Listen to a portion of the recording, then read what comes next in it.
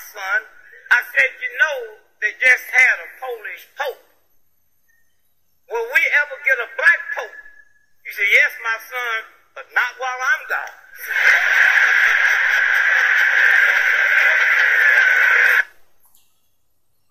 In his previous example, he'd done a very powerful piece of political communication, and basically helped lift the load off of the mayor of New Orleans in making that remark.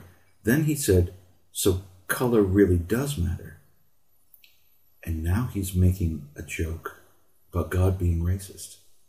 Dick Gregory is a genius as a comedian, and he knows just how far to go in staying inside of his audience's worldview and outside. This is very refined stuff. It may look like somebody just talking and being a little bit out of control and really enjoying the audience too much. No, this man is one of the smartest rhetorical communicators on the planet.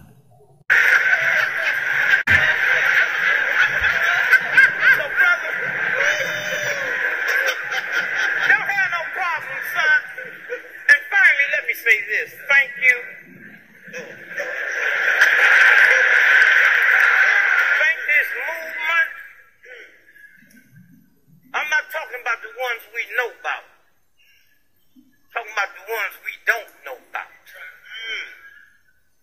Thank God there is a God that know all the names.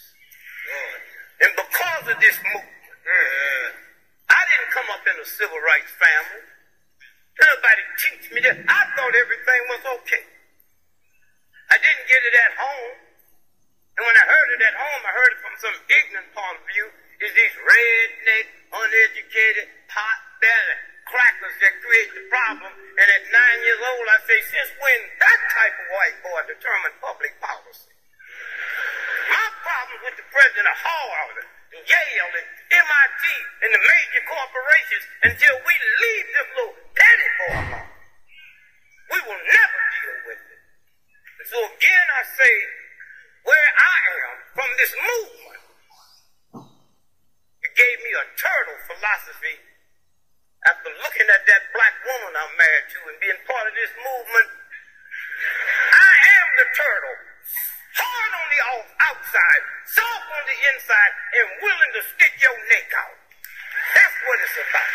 Huh? That's what it's about. Huh? That's what it's about.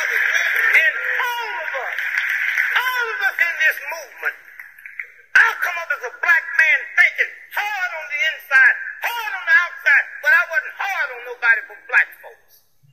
And looking at my wife deal with 10 black children with softness, and I became soft, the inside. And finally, let me just say this. I'm tired of people talking about this election from the standpoint of fear. Fear and God do not occupy the same space.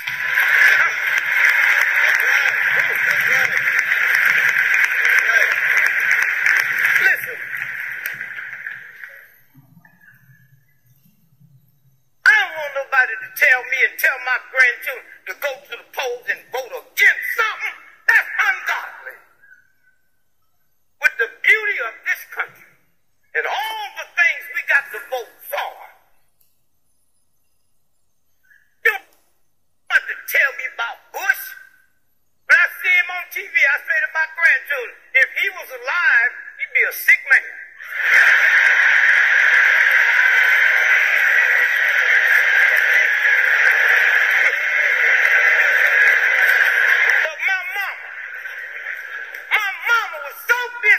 Teaching me about the devil, I'm a grown man before I found out the beauty of God. Huh? I don't need to talk about the filth. The filth speaks for itself. For itself, and I say thanks to the two most powerful folks in the history of America, the black woman and the black church. That's it. Huh?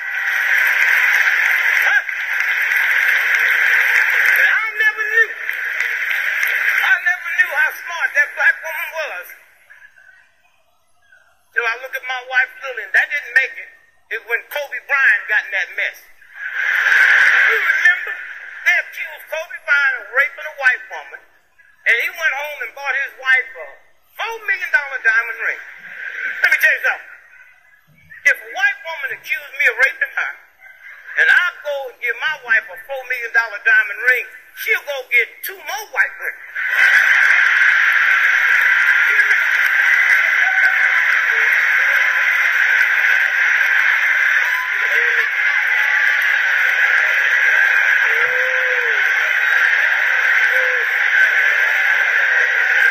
You heard me, right?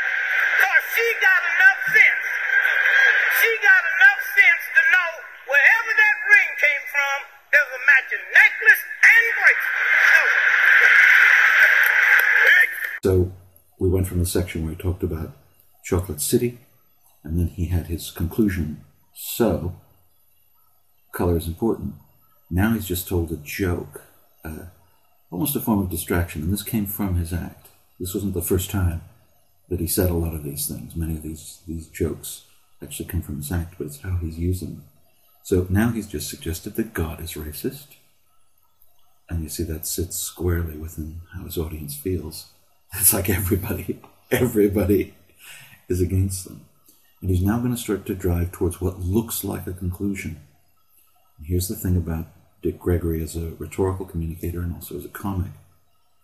When he says, and finally, that's in order to prepare people to say, we're going to draw it to a close soon.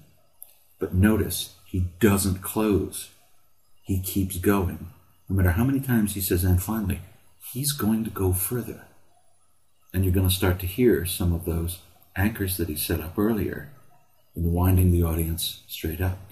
Nobody else is going to get a response on that evening in quite the way that Dick Gregory got a response from the audience. They're practically in ecstasy. That was magnificent. Just incredible in his comics abilities, married with a very, very, very subtle political message. Now, it sounds like he was coming to a close there, and the facilitator was offering the audience a chance to offer their praise. But guess what? Dick Gregory was only just getting started.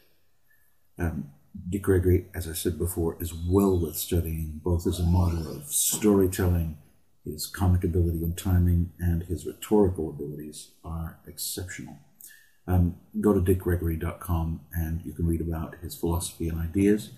There are 3 more parts to this video. Now, I've tried to keep everything very, very light and stay pretty close to the top on this so that you can get the hang of how to watch and how to track through a performance that you see.